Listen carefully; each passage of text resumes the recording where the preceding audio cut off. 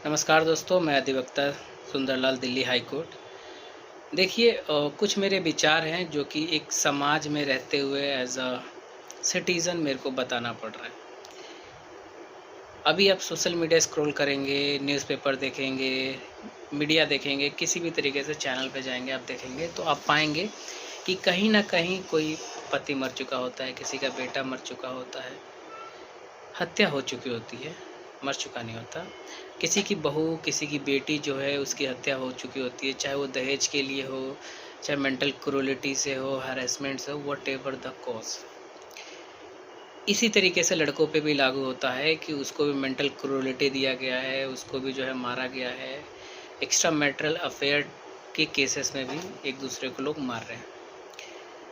आप मुझे ये बताइए कि किसने आपको हक दे दिया कि किसी का आप जो है लाइफ छीन सकते हैं? क्योंकि कानून में भी रेयरेस्ट ऑफ रेयर केसेस में डेथ पेनल्टी की सज़ा होता है, जो कि एक्सेप्शंस में आता है कि जब कानून को लगता है, कानून के हाथ बंधे हुए होते हैं पूरी तरीके से कि अब इस केस में कुछ नहीं हो सकता, इसमें ये हमें सज़ा देना ही पड़ेगा, तो कैपिटल पनिशमेंट मिलता है। लेकिन यहाँ पर लोग क्या है कि लोग शादी कर लेते हैं, शादी नहीं चलता, उनका अफेयर हो जाता है किसी से, मैरिटल अफेयर हो जाता है, तो एक दूसरे को खून के उतावले हो जाते हैं। मैं ये पूछ रहा हूँ लोगों से, इफ़ और बट आप छोड़िए, आप इतना मेरे को बता दीजिए कि अगर आपको लगता है कि आपका जो है बॉन्डिंग नहीं चल पाएगा, आपकी शादी नहीं चल पाएगी, तो आप उसको वहीं पर ख़त्म कर दीजिए।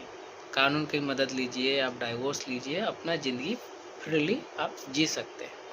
आप किसी का हक नहीं बनता किसी का आप जो है अपने लवर के लिए, अपने मैरिटल अफेयर्स को छुपाने के लिए आप किसी का कत्ल कर दें। किसी को आप नीला ड्रम में भर दें, किसी को आप जो है मिक्सर ग्राइंडर में कर दें, किसी को आप रेफ्रिजरेटर में बंद कर दें, किसी को जो है अब हरा ड्रम भी आ गया उसके अंदर बंद कर दें, ठीक।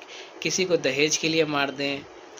आप जब ये कर्म कांड करते हैं तो आपके दिमाग में क्या चल रहा होता है, क्या साइकोलॉजिकल बिहेवियर है, ये हम लोग को मालूम है, क्योंकि हम लोगों ने साइकोलॉजी भी पढ़ा हुआ है, ठीक। तो जो चीज़ें आते हैं तो हमको मालूम रहता है कि कौन बुरा है और कौन अच्छा है। बस आपको खुद समझना पड़ेगा कि यदि किसी से अलग होना है तो उससे हाथ जोड़ के आप अलग हो सकते हैं। किसी को मारने की ज़रूरत नहीं है कि अलग होना है तो उसे हमें मार देना है। विचारों का मतभेद का मतलब ये नहीं है कि हम किसी को